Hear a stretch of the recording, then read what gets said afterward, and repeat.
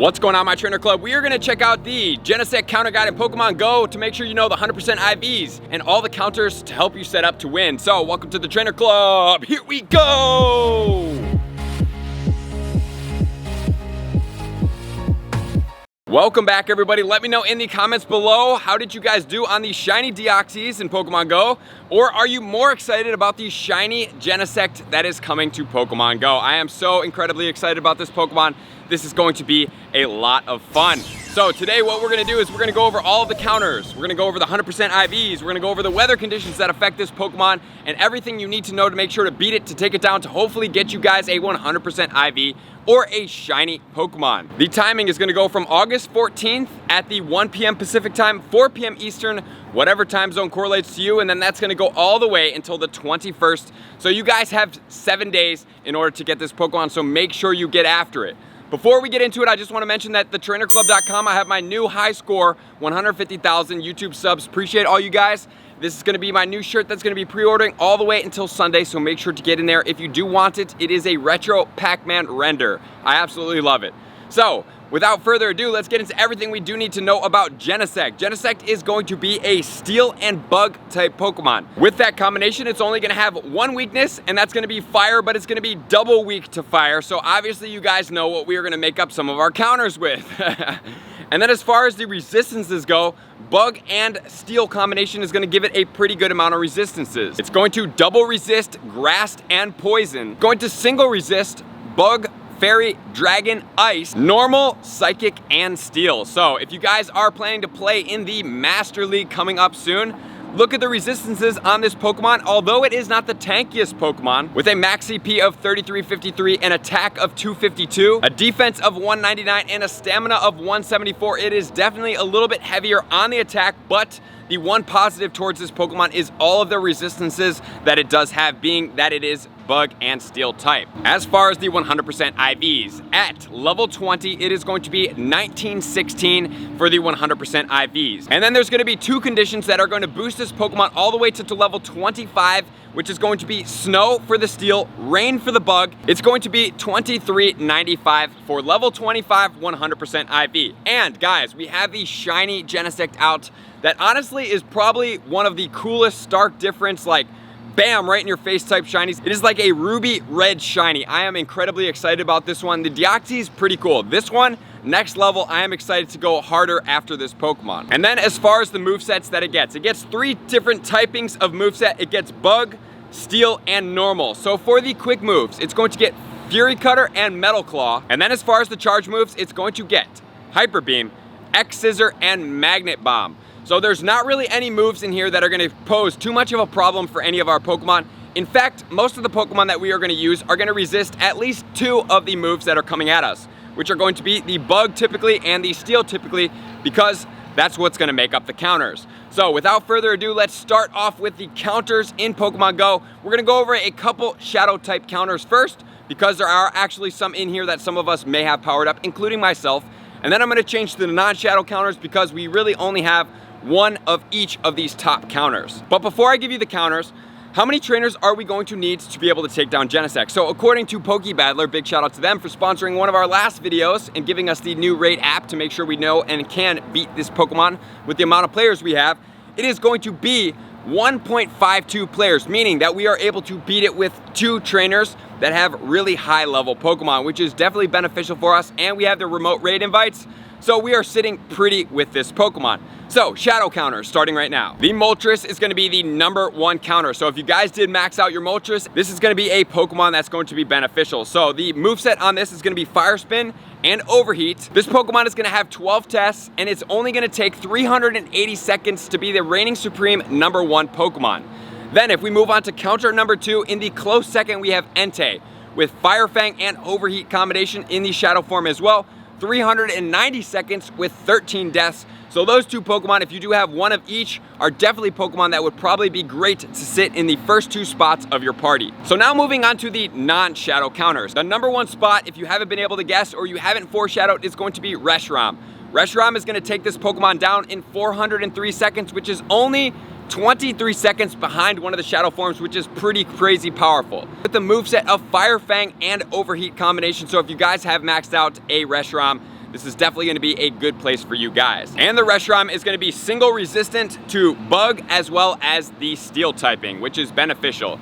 Then in the second spot, we have Chandelure with Fire Spin Overheat combination. The time to win goes up. The really cool thing about the Chandelure is it's going to double resist normal, double resist bug, and it's going to single resist the steel typing. So this Pokemon is very resistant, a little bit glassier of a Pokemon, but it can definitely do work, and it's sitting in the second non-shadow spot. In third, we have Darmanitan with Fire Fang Overheat. So as far as the all fire type Pokemon such as this one is going to only single resist the bug as well as the steel. So that's definitely going to be happening anytime you see a single fire type Pokemon.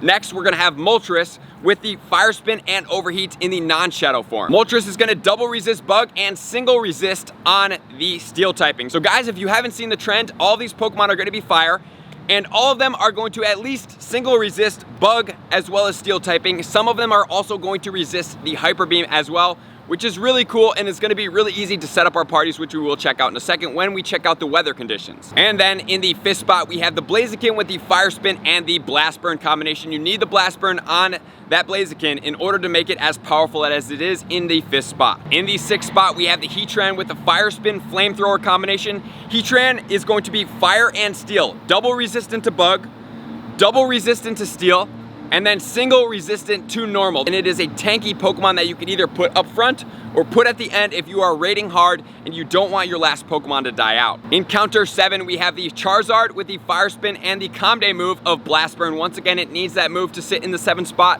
Then that's gonna take us into Entei. Entei is gonna be Fire Fang Overheat combination. Notice how we went from the 8th spot with the non-shadow form, and we went all the way up into the 2nd spot with the shadow form. In 9, we have Flareon with Fire Spin and Overheat combination. In 10, we have Fire Spin and Blast Burn on the Infernape. In counter 11, we have Typhlosion with Ember and Blast Burn combination, followed by the Arcanine with Fire Fang and Flamethrower. And then in 13, we have Magmortar with Fire Spin and Fire Punch combination. Then moving on to 14, we have Victini. Victini, brand new Pokemon. It's in the 14th spot. Now we're gonna be under 500 seconds. So I'm sure that most of you guys have some of the top 1 through 8 Pokemon to be able to make your parties up. So if you are going down further from this, honestly guys, probably would say to just reserve it and try to stay towards that top 1 through 8.